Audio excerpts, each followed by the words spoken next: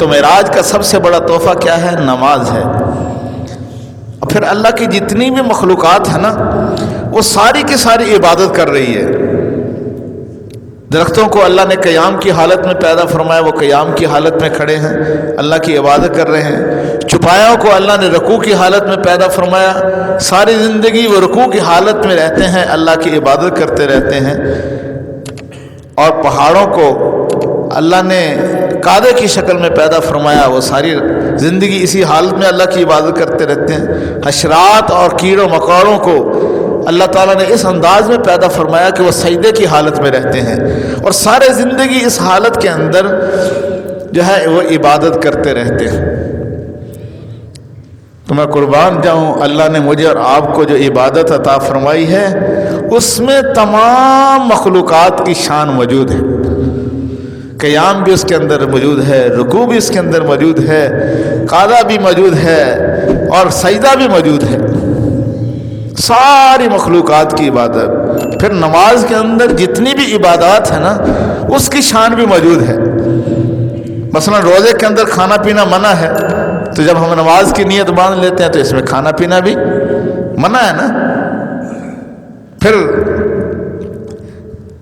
حج کے اندر مشقت ہے، تو زور کی نماز کے لیے ہم اٹھتے ہیں، فجر کی نماز کے لیے اٹھتے ہیں، تو اس کی مشقت ہے نا اس کے اندر۔ حج کے اندر اپنے نماز کے اندر حج کی شان بھی شامل ہے۔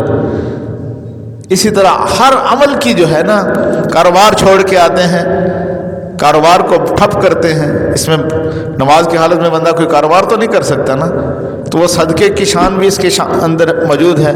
اللہ نے نماز ہمیں ایسا تحفہ عطا فرمایا ہے کہ اس کے اندر تمام عبادات کی شان موجود ہے۔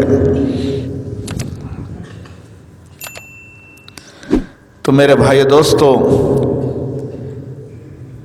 کم و بیش 700 مرتبہ اللہ نے نماز کا حکم فرمایا ہے۔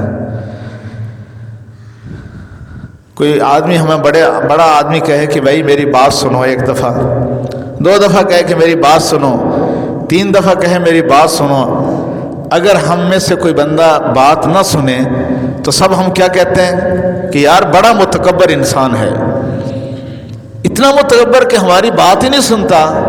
علماء نے لکھا ہے کہ سب سے دنیا کا متکبر انسان جو ہے وہ بے نمازی ہے۔ 1 دفعہ نہیں، 2 دفعہ نہیں، 700 مرتبہ، پھر روزانہ 5 مرتبہ اذان ہوتی ہے، پھر بھی وہ ٹس سے مس نہیں ہوتا۔ ہائے آج افسوس کی بات ہے، آج کی مائیں اپنے بچوں کو اٹھاتی ہیں اسکول میں بھیجنے کے لیے، اس کی تو فکر کرتی ہیں، لیکن آج کی مائیں اس بات کی فکر نہیں کرتی کہ ہم نے بچوں کو تیار کر کے مسجد بھیجنا ہے۔